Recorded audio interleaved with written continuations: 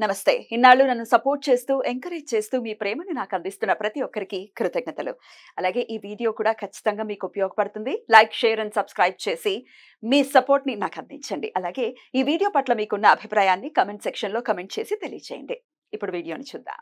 నమస్తే, welcome to our channel. నేను పద్మిని. ప్రస్తుతంతో పాటు ప్రముఖ ఆధ్యాత్మికవేత్త, ప్రముఖ న్యూమరాలజిస్ట్ లక్ష్మీ నరసింహస్వామి ఉపాసకురాలు శ్రీమతి స్రవంతి గారు మనతో పాటు ఉన్నారు. మాట్లాడదాం. అక్క నమస్తే. అక్క నమస్తే పద్మిని. అక్క, శ్రావణ మాసం మొదలైపోయింది. మొదలవుతూనే అక్క ముందుగా మీకు నాగపంచమి, గరుడ పంచమి శుభాకాంక్షలు అక్క.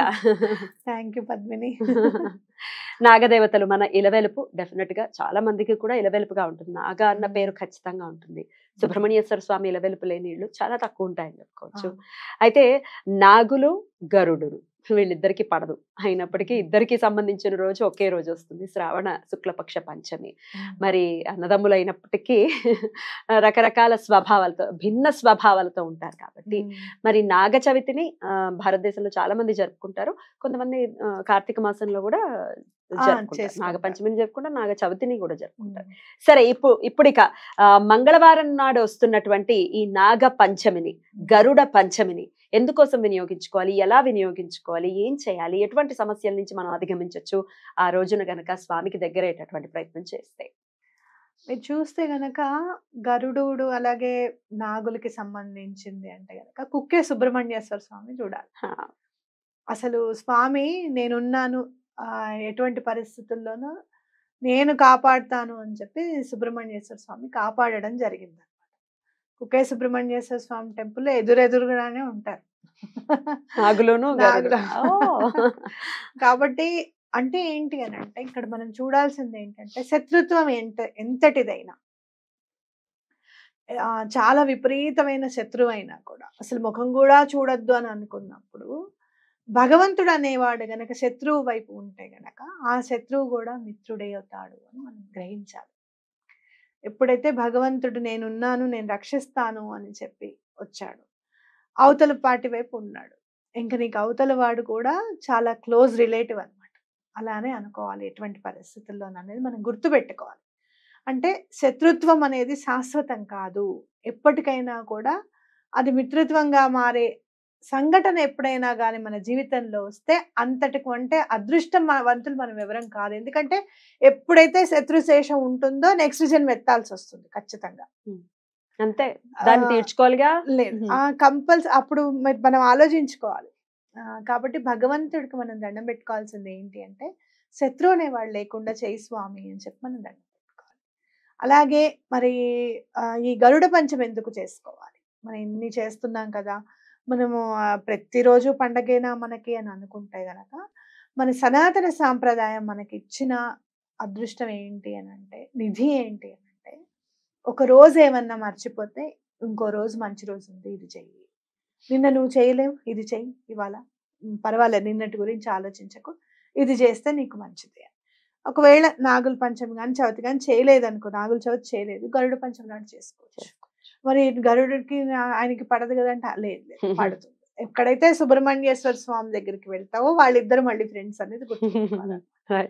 ఇక్కడ గరుడుని మనం ఎందుకు పూజించాలి అంటే గనక మనము నైవేద్యం పెట్టేటప్పుడు ప్రాణాయ స్వాహ, అలాగే అపానాయ స్వాహ, వ్యానాయ స్వాహ, ఉదానాయ స్వాహ, సమానాయ స్వాహ అని అంటాం. ఇవన్నీ కూడా పంచవాయువులు అన్నమాట. మన బాడీలో ఉండేవి పంచవాయువులు. ఇవన్నీ ఎవరి ఆధీనంలో ఉంటాయంటే గరుడు ఆధీనంలో ఉంటాయి.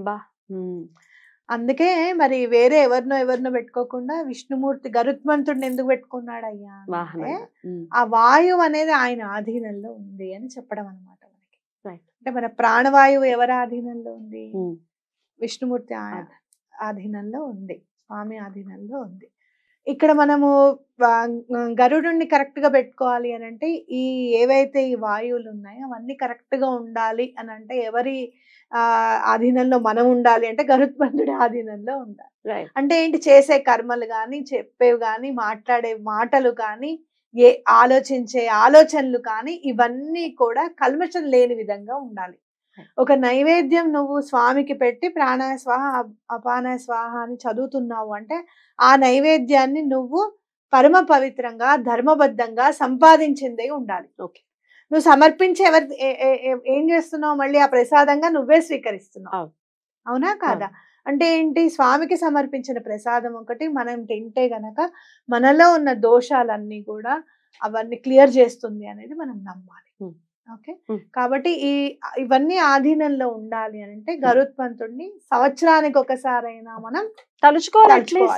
అదే కదా, అసలు ఎవరు ఏమిటి, ఆయన ఆధీనంలో మనము ఉండాలి, ఆయన మన ఆధీనంలో ఉండాలి, అంతే కదా. అంతే, మనం గేమ్ చక్కగా ఎటువంటి ప్రాబ్లం లేకుండా ప్లే చేయాలి అని అంటే మనం ఏంటి అనేది జీవితం అనేది మనం చూసుకోవాలి. బ్యూటిఫుల్ సెడ్ అక్క.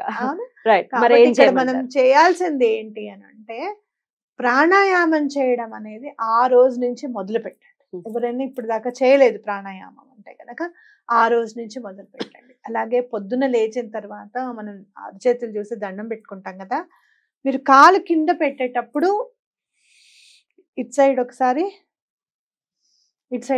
గాలి చూసుకోండి. నాకు ఇప్పుడు లెఫ్ట్ సైడ్ నుంచి బాగా గాలి ఫ్రీగా వెళ్తుంది. ఏ నాస్ట్రిల్ నుంచి మీకు ఏ ముక్కు ద్వారం, ఇటు కుడివైపుదా ఎడం వైపుదా, ఏ నాస్ట్రిల్ నుంచి గాలి మీకు ఫ్రీగా వెళ్తుందో ఆ సైడ్ కాలు కింద పెట్టండి. అచ్చా, ఓకే.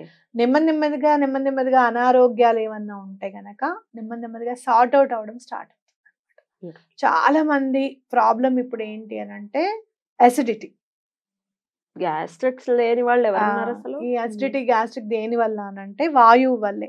మీకు చాలా నొప్పులు ఇవన్నీ కూడా వాయువు ఎక్కడన్నా ఇరుక్కుపోతేనే అక్కడే నొప్పి అనమాట. ఇప్పుడు మామూలుగా కడుపు ఇలా ఒత్తుకున్నాం అనుకో, రేవంతి తేన్పు రావడం అనేది వస్తుంది. అలా మనం చూసుకుంటే గనక ఆ గాలి కరెక్ట్ గా ఉండాలి అని అనుకుంటే గనక మనం ఈ గరుడ పంచమి నుంచి తప్పకుండా ప్రాణాయామం అనేది చేయండి. అలాగే ఈ గరుడ ముద్ర అని అంట, ఇది వేసుకొని కూర్చుంటే కూడా చాలా మంచిది అనమాట. వేసుకొని కూర్చుంటే చాలా మంచిది. చూడండి, ఇలా పెట్టిన తర్వాత ఇలా అంటే అసలు ఎక్కడో విహంగంలో మనం ఫీలింగ్ వస్తుంది ఒక 5 minutes అంటే. కాబట్టి అంటే ఎప్పుడు పూజలేనా అని అనుకునే వాళ్ళకి చెప్తున్నా, మనం దైనందిన జీవితంలో మనం చేసుకోవాల్సిన మార్పులు అన్నమాట ఇవన్నీ కూడా. తప్పకుండా మీకు మార్పు అనేది 4-5 రోజుల్లోనే తెలుస్తుంది. కేవలం ఎటువైపు నుంచి మీరు గాలి ఫ్రీగా వెళ్తుందో ఆ కాలు కింద పెట్టి ముందు నడక స్టార్ట్ చేస్తే మీకు 4-5 రోజుల్లోనే తెలుస్తుంది అన్నమాట. అట్లాగే మీరు పర్యావరణానికి కూడా మాట ఇవ్వాలి. ఏమని, ఎక్కడ కూడా మేము చెత్త మామూలుగా వెయ్యము, ఎక్కడ పడితే అక్కడ పడేయడం. నేను చూస్తూ ఉంటాను చాలా మందిని బండి మీద చెత్తను తీసుకొని వచ్చి పారబోసేస్తూ ఉంటారు మెయిన్ రోడ్ మీద. 100 రూపాయలు వాడు నెలకి, ఏంటనుకుంటున్నావు, వాడికి ఎందుకు ఇవ్వాలి అంటారు. 150 పెంచారులేండి, అయినప్పటికీ 150 తీసుకెళ్తున్నాడు కదా, వాడికి ఇచ్చేద్దామని ఆలోచించారు. అతనితో కూడా గొడవ పెట్టుకుంటాం మనం, ఆ చిన్న విషయంలోనే గొడవ పెట్టుకుంటాం. మేము మొన్న తెచ్చే లోపల నువ్వు వెళ్ళిపోయావు, ఈ నెల నుంచి మేము ఇయ్యం మీకు అనే వాళ్ళని కూడా నేను చూసాను. కాబట్టి తీసుకొచ్చి అలా చెత్త వేసే దగ్గర జిహెచ్ఎంసీ వాళ్ళు చక్కగా ముగ్గులేసి ఎంత తాపత్రయపడుతుంటారో, అందంగా ఉంటే వేయరేమోనని కరెక్ట్ గా గొబ్బెమ్మల్లాగా ముగ్గులోనే వేస్తారు. నిజంగా అన్ని సార్లు నేను చూసాను. కాబట్టి అట్లా మీరు పర్యావరణానికి మాట ఇవ్వండి. ఎందుకు అని అంటే గనక గాలి అనేది చాలా స్వచ్ఛంగా ఉండాలి, అందరికీ అవసరమే, ప్రతి ప్రాణికి కూడా గాలి అవసరం. కాబట్టి అదొకటి మాట ఇవ్వాలి మనం అనేది గుర్తుపెట్టుకోవాలి. అలాగే స్పెసిఫిక్ గా మీరు ఏమన్నా గనక చదవాలి అని అనుకుంటే గనక విష్ణు సహస్రనామం చదివితే చాలా మంచిది. అలాగే మీరు ఆవు నేతితో ఒక దీపం పెట్టండి, పర్యావరణం కోసం పెట్టండి. పూర్వము చక్కగా ఎప్పుడు కూడా నిత్యాగ్నిహోత్రం పాటించే వాళ్ళు ఉండేవాళ్ళు, చక్కగా ఆవు నెయ్యితో హోమం చేసే వాళ్ళు ఉండేవాళ్ళు. ప్రతిరోజు కూడా వాళ్ళు ఉన్న ప్లేసెస్ లో చాలా మంచి వాయువు అనేది ఏర్పడడానికి అవకాశం ఉండేది అనమాట. ఇప్పుడు అలాంటి పరిస్థితి లేదు, అవునా కాదా? అలాంటి పరిస్థితి లేదు అని అనుకున్నప్పుడు మనం చక్కగా మనమే ఒక ఆవు నెయ్యి దీపం అనేది ఖచ్చితంగా ఆ రోజు పెట్టి విష్ణు సహస్రనామం చదువుకోండి, తప్పకుండా మీకు మంచి జరుగుతుంది. ఎక్కడైతే పాములు రిలేటెడ్ టు వాటర్ అన్నమాట, వాటర్ ఎక్కడైతే బాగుండాలి అనుకుంటామో మనము సర్పాలకి పూజ చేయాలి, వాటర్ బాడీస్ అంటాం. గాలి బాగుండాలి అని అంటేనేమో గరుడుకి పూజ చేయాలి. కాబట్టి తప్పకుండా విష్ణు సహస్రనామం ఆ రోజు చదువుకోండి. విష్ణు సహస్రనామం చదివిన వెంటనే లక్ష్మీ అమ్మవారిది కూడా తప్పకుండా చదువుకోవాలి, అష్టకమో? అష్టోత్తరం చదువుకోవాలి. స్తోత్రం ఉంటుంది, ఒక 5 నిమిషాలు పడుతుంది, తప్పకుండా చదవండి. రైట్. మీకు మంచి జరుగుతుంది ఖచ్చితంగా.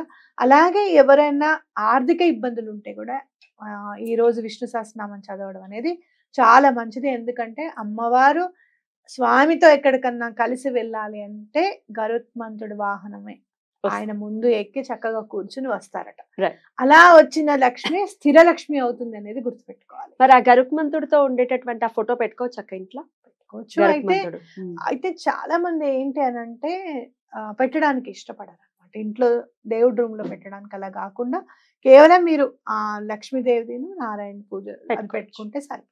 రైట్. చాలా బ్యూటిఫుల్ గా ఎక్స్ప్లెయిన్ చేశారక్క, కృతజ్ఞతలు. ఇంకొక చిన్న డౌట్, ఇప్పుడు గరుత్మంతుడు పెట్టి వాళ్ళు ఎక్కడికన్నా వెళ్ళేటప్పుడే కదా ఆ వాహనం ఎక్కాలి అనుకోవడం, వాళ్ళు వెళ్ళే ఫోటో మనకెందుకు? అవును, వాళ్ళు వెళ్ళి వచ్చేసారు, బయట ఎక్కడో ఉన్నాడు గరుత్మంతుడు, పార్క్ చేశారు, మన ఇంట్లో కూర్చున్నారు, అంతే, అక్కడే ఉండాలి. ఇదే కాన్సెప్ట్ గా పెట్టుకొని ఆ ఫోటో వద్దనుకుందాం. రైట్, బాగుంది, క్యూట్ గా ఉంది. రైట్ అక్క, thank you so very much. నమస్తే. నమస్తే.